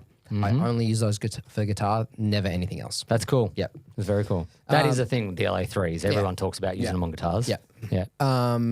So the Marg, these live on my mix bus. Those settings that they're on now is pretty much how I run it. I usually dip the 650 down a little bit and the 150, and then everything else I don't usually go more than one click on all of these guys. Yeah. This guy here gets pushed pretty hard. Yeah. So I'll That push makes the sense. Airbound at 20K. I like it. I used to have it at 10. It's a little bit harsh, so I'm on 20 now. Yep. Those things are fantastic. The plug-in kind of does a similar thing, but nothing will compare to the hardware unit. No, can't beat it. Yep. Obsidian 500 is Dramatic Audio's SSL compressor. The main thing I found with this, the difference between, I compared this to yours. The main thing I heard was thickness in the low end because there's an output transformer on the makeup gain. Yep. So it does this 150 hertz thing, which beefs up your drums, beefs up the low end of your mix really nicely. Very cool. It's got a say the words for me. Chain. Thank you, dude. Yep. Yeah. Yeah, I, again, don't want to live without one of those. Yeah, that's the downfall of mine, the traditional SSL, is it doesn't have that. Yeah. And people whinge about that a lot. Yeah. I mean, it means that kicks really set it off. Yeah, if you do just some smart filtering before it on the way in, done. Problem fixed. Like if you're hitting it too hard, like just having I hear people say often, having no sidechain high pass filter on an SSL bus compressor is a deal breaker for them. And I'm like, not having an SSL bus compressor is a deal breaker for me. It's not a deal breaker. Yeah. But yeah, if I had the option between having it and not having it, I'd take it all day. I would take one. Absolutely. Yeah. But I find often if my kick is getting pulled down too much by it or I'm getting too much low end kick stuff going on. Yeah.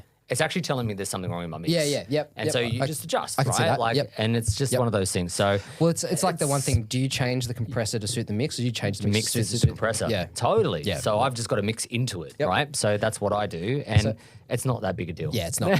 So this will be interesting because you can tell me the differences here. Wet dry knob. Very cool. Like that was any modern compressor should have a mix knob. So that's half the reason I bought the Stam unit. Because you'll never catch me buying Stam ever again. Did you buy it direct or did you buy it from someone? No. I bought it. You didn't wait 10 years? No, dude. I fucking have 3 children and then my unit arrives. Sorry, Stam. Yeah, I'm not sorry, man. Fuck everyone that. knows. Yeah. All right, cool. So we work our way over here to limit section. I don't use it really. Like, hey, wait, That's a shame. I do have recovery time. Yeah. Wait, yours is that's the same as yours, isn't it? Yeah. Just pause. Yeah, limit in, attack slow. Yeah. It's the same, isn't it? I don't know what I was thinking. Anyway. Wait, on your compressor section, do you have you don't have a slow and fast on compressor? Well, maybe not. Is that where it's different? Maybe. Scoot back a sec. Yeah, no, I don't. I don't do it. That's the difference. Interesting. Yeah. Right. Yeah. Maybe that's why I don't like it on drums as much as you like yours on drums. Yeah, maybe. I bought because mine can be fast and slow, but I like it on slow. Yeah, because it lets the kick bloom. Yes. Most when a compressor's slow. That's the problem. But it's the right blooming of the kick energy. I love. bought it for mix bus duties and maybe drums, and I don't use it for either of those things. It'd be funny. I'll have to just send it your way, see if you like it. Dude, interested, eh? Yeah.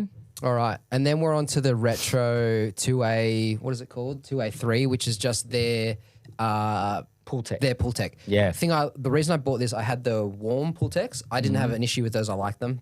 They sounded fine to me. I didn't like how much rack space they took up. Yeah. They take up 8. Is it 8 RU? Like 2. Yeah, 6. Is it? Is that 3? 6 or 8. Yeah, anyway, too they're much. Huge. Yeah, too much. Maybe they are 3 Absolutely too much. So I bought these just because of the footprint size. Like I had too much stuff and they were taking up too much room. Yeah. This one's much more expensive. It's much sweeter sounding, more hi-fi. You might call it more expensive sounding. I mean, it's retro, so it's going to sound great. Mm-hmm. There's a bunch of things in it that it does differently to the warm. It's got this filter. It's got a 40 hertz and a 90 hertz filter. Nice. Which is useful, right? Yeah, like for vocals and stuff, especially. Exactly. Yeah, for many things. Yeah. It's dual mono, which is beautiful. In an EQ, I actually don't like that. I want one set of controls for both of them. Yeah. I'm thinking about selling this and getting the AudioScape one. Yeah. Because it's more simple. Yeah. For recall, this is a nightmare. I don't know if you can see. You would be able to see on the detented? screen. No, they're not detented. And look how many fucking, like sometimes I'm like, oh, I got 1.3, it's recall. This stresses me out. Yep. Anyway, so it's got all the same frequency bands that you come to expect from a Pultec. Some of them are a little bit different. Mine pretty much lives on 112K. Yep. And I use it on drums. I use it on mix bus. Yeah. That's with the settings you'll see there is pretty much how I use it. Yep. This is my favorite part of the rack is the right hand side. Now I structured this in a way, and I can't really remember. I think I've got more mono units on my right. Yeah, mono units on my right, and I got stereo units on my left. Okay. that was just for my own brain. So we come up here. Oh, we should just jump in. Oh yeah, there's my little sign. Yeah. I did that for myself because I would find myself too often like, oh, this hardware sounds so cool. And then I think like Joe Blow at home doesn't give a fuck. Like he cares about how the guitar sounds or how and I'm just like there going like, ooh, like I like this stuff so much. And this is just to get me out of my own head and just to be like, stop thinking about yourself, think about the song. Yeah. What's the Stormtroopers? So they were actually presents from clients' friends. Yeah. So I have some clients who have some kids, like young kids, and they like your kids. Yeah. And they come in, they're like, oh, here you go, Mitta, give me that. Yeah. I'm like, oh, I'll keep it forever. Very and cool. I just leave it there. That's cool. There's my dad there. Yep. Bodie's into Star Wars at the moment. Love it. Yeah. So my interface is an Antelope Orion Nice. 32 plus Gen 3. Not much to explain there. It does 32 in and out. It's very clean. Yep. That was actually a big step up for me from the Focusrite gear to that one. I noticed a big difference. Yep. This man, I have had. Yeah, so I've had a love and hate relationship with this unit over the years. I bought it from Campbell from Vacations. They're fucking blowing up. Massive band. Yeah. He said it was too much for him. So in my mind, I'm like, perfect. If it's too much for you, it's probably perfect for me. Yep. Anyway, so it's a big distortion box. I didn't know this, but the decapitator is actually modeled. There's two parts is modeled after this unit. Ooh. And the decapitator is my favorite plugin. Yep. I one of them. Yep. So I'm like, the hardware unit should smoke it. And it does. It's fantastic. It's got tape saturation, this distortion type here. It's dual mono also, but tape saturation. It's got P1, which is tube, and then P2, which is a different type of tube. Okay. I think what it is second order harmonic, third order harmonic. Yep.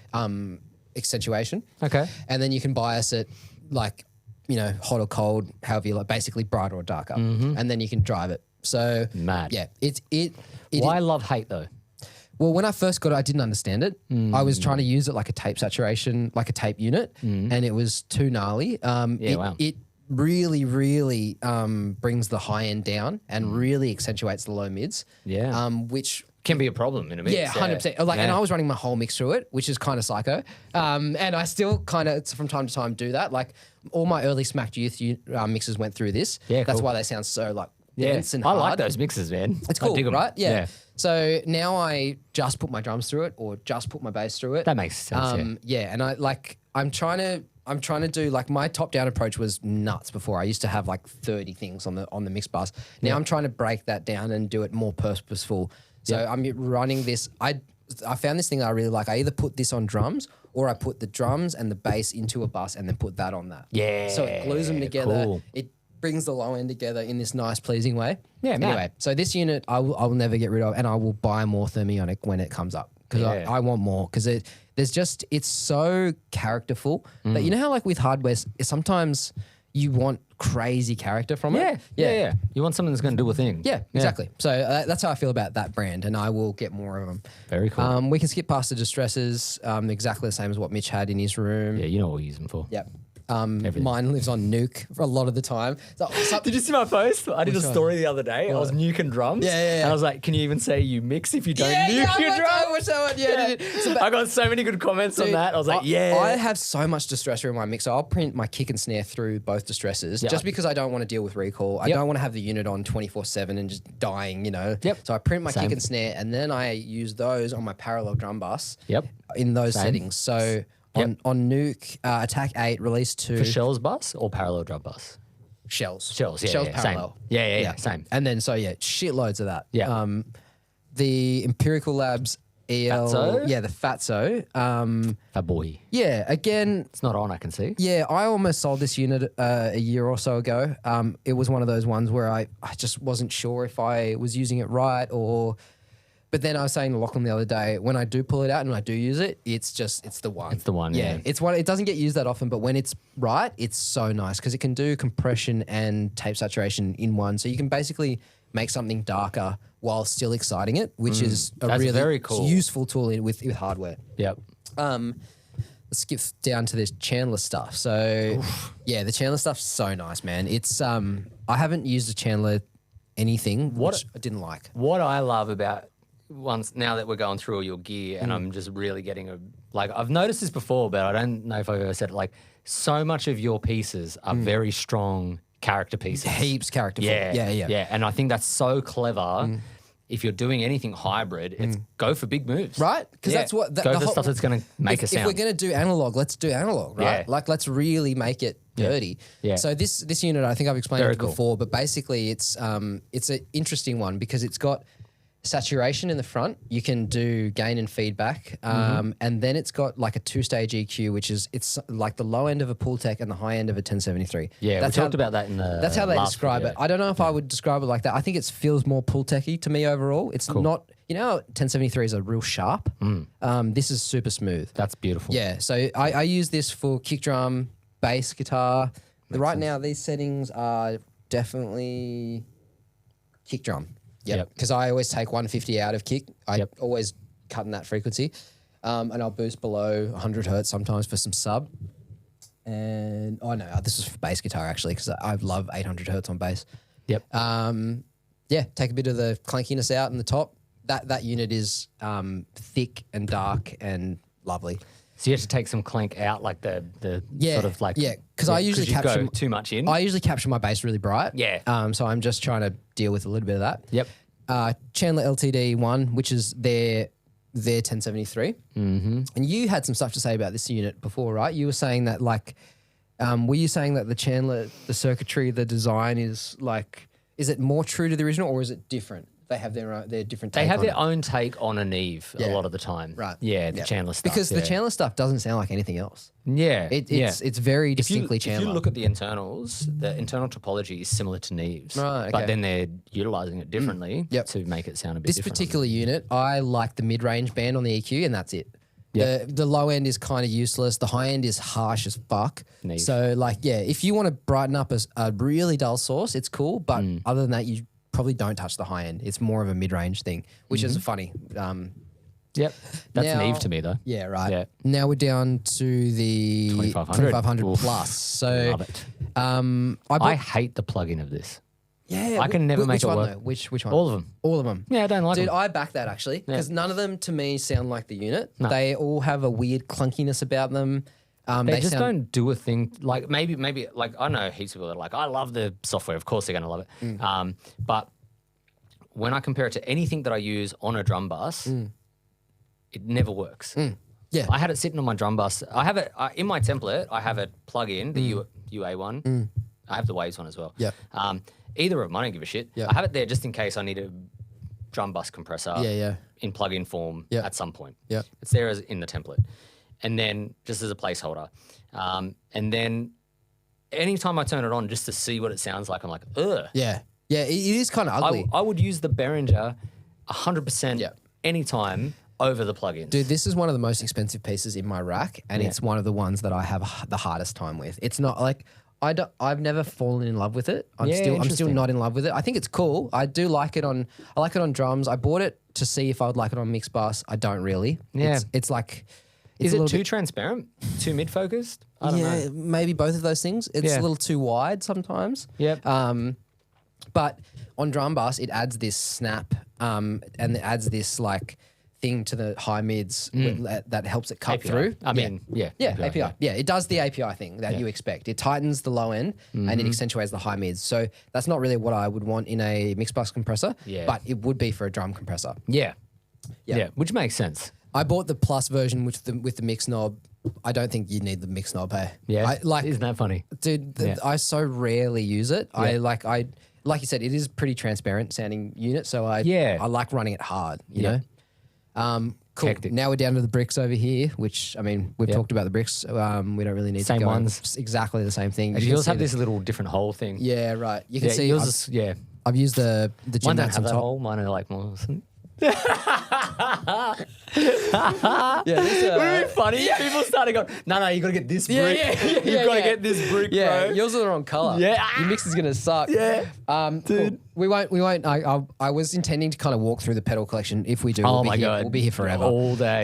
Yeah. So there's a bunch of Sorry, pedal nerds. Another video next time. Yeah, exactly. Yeah. There's bass stuff. kind of hangs on the left. We've got some bass preamp pedals. Mitta has a lovely pedal collection. Yeah, I've been pretty purposeful with it over the last couple of years, buying the things I really like. There's a bunch of stuff here that never gets used. Reverb never gets used. These tube zone never gets used. I've got a lot of different types of distortion because I think that's where you hear the most differences in the character of it. A few different tube screamers and like things. I mean, man. So while they're all distortion pedals, like I would use that for metal, and then I would never use them for any other genre outside of that. Yeah. Rock only. Yep. Pretty much everything. Yeah. You know, you use that on vocals. Yeah, and shit, and all kinds vocals, of character. Yeah. So they're all have the Tommirock is the clon, right? Clon. Yep. Yeah. Clon with an EQ. Yeah. Beautiful. Line 6 delay pedal is killer. It's stereo. Very, very cool unit. Yeah, I've seen that in use a lot. Yeah, let's just skip through this. All right, so I've got this Rat. little. Yeah. Are you going back to the Rat? Dude, Rats are sick. You were off the Rat a while ago. Was I? Yeah. Okay, maybe I was when I started using my Rat, you were a bit off it. And then you're like, oh yeah, I'm more using the Tumnus and blah, blah, blah. And I was like, nah, Rat's good, You know what I think is I don't really like it on guitar, but I love it on bass. It's sick on bass. Bass is the one, man. Yeah. I've gone off it on bass for the Really? minute because I'm Right. using I've got one of the clones, the Behringer one. Oh, you do? Yeah. Cool. I've got a video I've got to do on it soon. Man, clones are the best distortion pedal. Yeah. I love it on bass Yeah. at the moment. If I need more crazy distortion, the Rat on a bass is like, you can get it so clanky. I love the filter on it is right for bass because you can dial it. You just go too much clank, done. Yep, exactly. And it's a high pass filter. Yep. It's perfect for bass. Yep. And it's maybe why you don't like it on guitar. Yep. I find it too aggressive on guitar. Yeah. So like real hot, quick one here. This Tumnus pedal, I think, is probably one of the biggest and quietest secret weapons in my studio. I use this on guitar, obviously, bass, vocals, drum room, so much. I think this is one of the coolest pedals out there. Yeah. The EQ is super useful. It sounds fantastic. Yeah. Even the mini one's cool. I think I recommend that so much. Yeah. All right, so I'll try and be quick here because there's just so much to go through. Yeah. So these little Oratones, they're just Behringer copies again. Musos Corner. They're off to one side for a reason. So I had them sitting in front of where my speakers are. I have them there now because it makes me change, like your mixing desk situation. It makes me change the way I think when I turn and I'm facing a different part of my room. Not looking at your screen. Yeah, and I'm facing somewhere else, so I'm thinking differently immediately. I can't see the screen, so I'm not thinking like that, and I'm just listening, and not just I like that. Not only am I just listening, I'm listening from a different set of speakers, which sound totally different. Yep. The room sounds different from that angle. Of course. It just puts me in a different headspace. So Great idea. That's why I have that. There's a Ferrari cup because Ferrari's sick. Some amps? Yeah. Do you want to talk about any we'll get amps? through the amp collection. I'll just go through them quickly. Marshall JMP. This was built by the guys at Earthling Designs in Sydney. It's designed to be like a 70s JMP. Killer, like true. I think I have a light that comes on in a second. True Marshall sound. Like to me, when I think of Marshall, that's the amp I'm thinking of. Yep. That really bright, like ring kind of AC/DC. Like it sounds fucking killer. Hell yeah. Bad Cat Lynx 50. These What is that one? don't know. I think it's based off a Fender. Yeah, okay. I might be wrong there. Because they have some AC30 type ones as well, right? Bad Cat, I think. So only people I've seen playing these amps is Keith Urban and Converge. Yeah, right? Like two totally which different ends of the I think spectrum. is so Holy cool because shit. it kind of says to you what it's capable of. Yeah, like lots. it can do almost anything. I Yeah. think that's my favorite. Yeah, that's definitely my favorite amp. I've seen a lot of session guitarists with them. Yeah, for sure. It does clean, it does blues, it does heavy. You can't chug on it, but you can get a really gnarly, snarly tone on it. Sick. My favorite amp by far. Oh, yeah? Yeah. Most versatile? No, Except for- not the Mark V is the most versatile. Okay, we'll get to that. It's in like the sound of it and just the feeling I get when I play it is my favorite. Okay. EVH 5150, just my new 5150. It's like a bigger, darker. Oh no, it's not darker than a 5150. It's just more modern, more a modern version of the 5150. I've had the 5150, which we're going to go to in a second, for 20 years. So I love that amp, but I'm just kind of over it. I've just had it for so long. I just wanted the same thing but different, basically. Yep. This is the Swiss Army knife of guitar amps that I have in the studio. It can do everything. It can do clean, country, chug, metal, death metal. Wild. Yeah, anything you want. There's so much like I could talk an entire episode about this amp just because there's so many things it can do. It's worth researching if you're interested. And then we get on to the Mesa Boogie Mark IV. Thank you very much. Fender Super Bassman. Nice. It's big, like 300 watt. That one has this crazy distortion in it. Have I shown that to you before?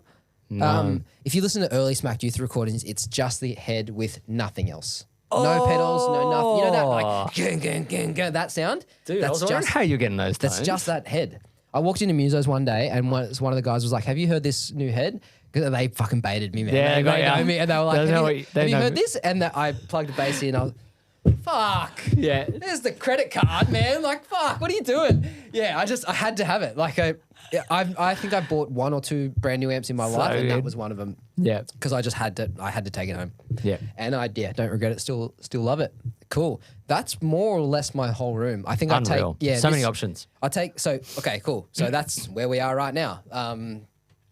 And there's a window between us where I put that window in so that I could have clients. I could use this room as a booth, basically. I use this room to record, like, if you go on my Instagram, you'll see it, but there's like, I'll do singers or brass players or whatever, like acoustic instruments, from this room. We don't really need to go through the podcast setup. I kind of walked through my mic locker here. You kind of can't really see it because it's so dark and it's pretty unorganized, but I've got like a toolbox which I use for It's a clever idea. my mic locker. Yeah. And then I have different things. The reason I got the toolbox is it was on wheels and I can take it to different studios. Sorry. Are you wearing gloves? No. Oh, no, it's just your hand. Sorry, racist. Gloves? I thought it looked, because it was so dark, it looked like a glove on your hand dude. in that one shot. I'm going to start doing that now. Is it? It could be. Nah, yeah. I could be. And I was like, it just looked funny. It looked like a criminal going through people's shit with a torch and gloves on. I don't know. Yeah. I just got this weird vibe from it. It's funny. And like, if you are interested, there is a video on YouTube, dark. on the Tommirock YouTube, of just that toolbox and what's in each drawer and why it's in there. So I got it so it can be mobile, but also secure. I can lock it up. Yeah. But, it's a great idea it's for a cool a mic mic locker. Yeah. Yeah, absolutely. That's pretty much it. I don't think we need to see. I kind of took you on the tour of the rest. Oh, The actually, toilet? Yeah. That's where this is Store your drums? Yeah, this is the toilet. With No one be showering at it's got a Tommirock, shower. bro. That's my 1969 Ludwig in the shower. Pretty Unreal. funny. Yeah. Yeah. Yeah. That's more or less it. Toilet seat up. You can see the boys live here, bro. Exactly. But yeah, that's pretty much it. That's the full tour of both of our rooms. Crazy. Not bad, eh? Holy shit. I think we've gone well over time, haven't we? Yeah, this can be a long one. Yeah. Well, 10th episode, like. Yeah, special. Yeah. First of many, like. Yep. Maybe we crazy. should just like stop there and then. 100%. Yeah, we've got heaps more to talk about, but we'll do that on another episode. Yeah, coffee time. Fuck yeah, dude. Go. Thank you. That's my week, Give it to me. Sick idiot. Oh shit! Now I'll kick him up. All right. Sick. I'll do it.